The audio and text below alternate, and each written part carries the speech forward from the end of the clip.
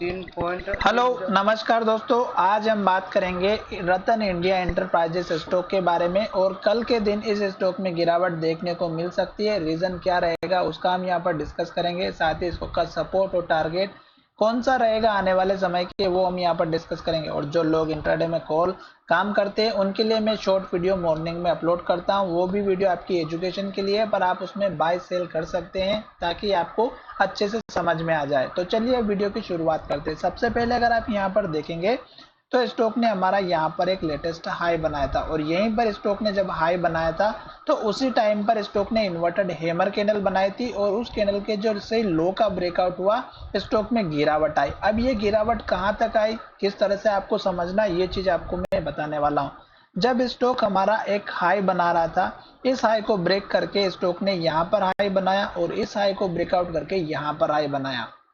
जब स्टॉक ने यहाँ पर पहली बार हाई बनाया और स्टॉक जब नीचे की तरफ आया तो स्टॉक ने यहाँ पर जो लो था सपोर्ट, यहीं पर स्टॉक ने सपोर्ट बनाया। और जब स्टॉक ने हमारे इस लो को टेस्ट किया और ऊपर की तरफ गया तो फिर आप देखेंगे कि यहाँ पर स्टॉक ने फिर से हमारा जो पुराना वाला हाई लेवल था इसी के यहाँ तक गया, यहाँ तक टेस्ट किया, यहाँ पर इन्वर्टेड हैमर कैंडल बनाई और स्टॉक ने यहीं से गिरावट दिखाई।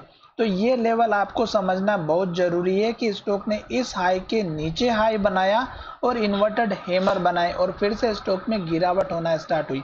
तो जब स्टॉक ने पहली बार हाई बनाया और पहली बार जो लो बनाया, ये आपके लिए बहुत ही इंपॉर्टेंट होता है। अगर स्टॉक इस कैंडल के लो का ब्रेकआउट करता तो गिरावट आती, और आप देख सकते हैं कि स्टॉक ने ऊपर जाने के बाद जब स्टॉक नीचे की तरफ आया तो इस लेवल में स्टॉक ने गिरावट दिखाना स्टार्ट कर दिया और स्टॉक ने और नीचे लो बना दिया। अब ये जो लो बना अगर आप देखेंगे तो आपको यहाँ पर दिखाई दे रहा होगा, ये पिछली बार का हाई है। तो अब आप समझ चुके होंगे कि स्टॉक जब गिरता है तो कहाँ तक गिरता है, पुराने वाले हाई लेवल तक या पुराने वाले लो लेवल तक। फिर स्टॉक ने ऊपर जाने के लिए तैयारी की, और फिर स्टॉक जब ऊपर की तरफ गया तो आप देखेंगे कि स्टॉक ने ये जो पुराना वाला जो लो लेवल था स्टॉक इसी लेवल के पास आया और स्टॉक ने यहां से 3 बार प्राइस का रिजेक्शन किया। अब ये चीज आपको थोड़ी सी और अच्छे से समझना होगी किस तरह से, ये मैं आपको बताने वाला हूँ। यहाँ पर देखिएगा स्टॉक का जो लो है वहीं पर स्टॉक फिर आया और फिर से स्टॉक ने इन्वर्टेड हैमर कैंडल बनाई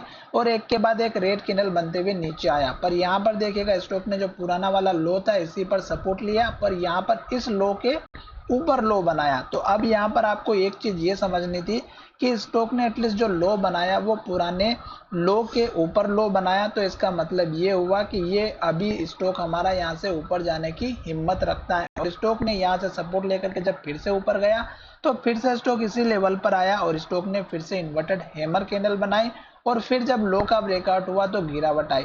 फिर आपको ध्यान में देने की बात यह थी कि स्टॉक ने ये जो लो बनाया था इस लो के ऊपर लो बनाया और यहाँ पर हैमर कैंडल बनी और यहीं पर हमारा 200 डेज का मूविंग एवरेज का सपोर्ट मिला। तो ये आपके लिए एक बहुत ही बढ़िया, बहुत ही अच्छी अपॉर्चुनिटी थी कि एक तो स्टॉक ने इस लो के ऊपर लो बनाया और यहाँ पर हैमर कैंडल मिली और यहीं पर 200 डेज का मूविंग एवरेज का सपोर्ट मिला। तो यहाँ पर आपको एक बाई पोजीशन बनती हुई नजर आई। और अब अगर आप देखेंगे तो एक के बाद एक ग्रीन कैंडल बनी, हाई बना और हाई के पास क्लोज हो रहा था। आज अगर आप देखेंगे तो स्टॉक ने फिर से इन्वर्टेड हैमर कैंडल बनाई और पिछला जो हाई था स्टॉक ने इसी हाई के पास हाई बनाया और वहीं से स्टॉक में गिरावट दिखाई और स्टॉक ने लो के पास क्लोजिंग दी। अब अगर स्टॉक हमारा इस लो को ब्रेकआउट करता है तो स्टॉक में फिर से हल्की फुल्की गिरावट देखने को मिलेगी। और अब स्टॉक को अगर अप ट्रेंड को फॉलो करना है तो ये जो लो बना है हैमर कैंडल का 68 रुपए 30 पैसे का है और इसके ऊपर लो बनाएगा। तो यहाँ पर आपको देखना है इस कैंडल का लो, ये आपका आप सपोर्ट बनता हुआ नजर आएगा, तभी स्टॉक हमारा अप ट्रेंड को फॉलो करता हुआ नजर आएगा। अदरवाइज स्टॉक अगर हमारा इस लो के नीचे क्लोजिंग देता है तो ये सारे लेवल टूट करके स्टॉक नीचे चला जाएगा और फिर 200 डेज के मूविंग एवरेज के नीचे आ जाएगा। अब हम बात करते हैं सपोर्ट लेकर के ऊपर के टारगेट की। तो यहाँ पर देखिएगा कि स्टॉक ने ये जो टारगेट है ये हमारा 77 रुपए का है, तो आप 77 रुपए 70 पैसा और 79 रुपए 20 पैसे का टारगेट रखिएगा। उसके बाद का जो टारगेट रहेगा इस कैंडल का हाई रखना है जो कि 85 रुपए 45 पैसे का है, और इसके बाद का टारगेट रहेगा आपका यहाँ पर 88 रुपीज का। तो ये 3-4 आपके टारगेट रखना है, और ये टारगेट आपको तब रखना है जब एक के बाद एक टारगेट हिट होता हुआ नजर आएगा।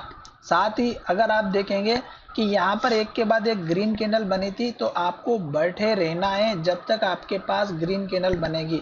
जब स्टॉक रेड कैंडल बनाता है, एक के बाद एक लो बनाता है और रेड कैंडल बनाता है, तो आपको स्टॉक में बाय एंट्री बिल्कुल भी नहीं लेनी है जब तक स्टॉक एक स्ट्रॉन्ग सपोर्ट लेवल के पास नहीं आ जाता। साथ ही इस स्टॉक में अगर आप देखेंगे तो जो गिरावट की जो स्पीड होती है वो भी डिपेंड करती है कि स्टॉक में जो गिरावट होने की जो स्पीड है और स्टॉक में कैंडल की जो स्पीड है वो वॉल्यूम के साथ मैच हो रही है या नहीं हो रही है। तो आपको इन सभी चीज़ों का ध्यान रखना है और मैंने आपको सपोर्ट और टारगेट सभी बता दिए। अब यहाँ पर अगर हम बात करते हैं लॉन्ग टर्म की, तो स्टॉक जब तक 200 दिनों के मूविंग एवरेज के ऊपर है तब तक आप बने रहिएगा, लंबे समय के लिए बिंदास बैठे रहिएगा।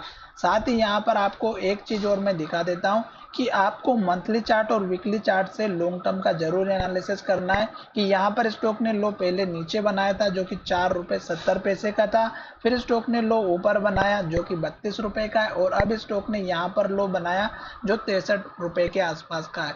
तो ये जो लो है ये आपको मेंटेन करके चलना है लॉन्ग पोजीशन के लिए।